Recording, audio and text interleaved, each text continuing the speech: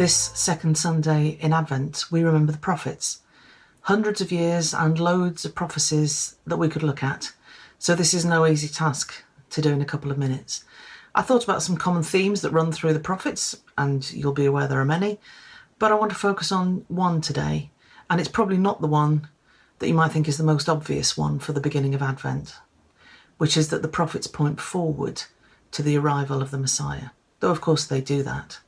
Rather, I want to consider a message from the prophets that runs from Zephaniah through Amos and Jeremiah and others through to John the Baptist.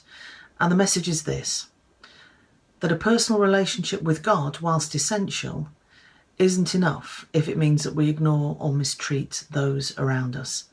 Or to put it another way, as Jesus did, love God with everything that we have and with all that we are, and love our neighbour as ourselves. Eugene Peterson, the biblical scholar and translator, describes the human tendency that we have not to do this. He says, we humans keep looking for a religion that will give us access to God without having to bother with other people. Quite a striking statement. And there's a phrase that always annoys me when some Christians talk about their faith. They say that it's something that's very private.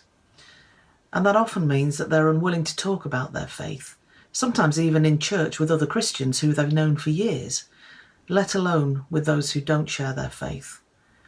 Faith is always personal, but it can never be private. It's as though we want to find a way to God for our own personal comfort, whilst being free to deal with other people however we like. We seem to be drawn to a sort of privatised religion, where we have our own private faith, and woe betide anyone who intrudes on it or expects it to affect what we do or say. And this sort of privatised religion is totally opposed by the biblical prophets. But you can see how easy it is to fall into this trap. Because the root of our spiritual lives is a relationship with God, there is a temptation to move from this good personal relationship to the distorted view that somehow my spiritual relationship is just something between me and God, a private thing to be nurtured by prayers and hymn singing and whatever I like in worship, worshipping with like-minded people.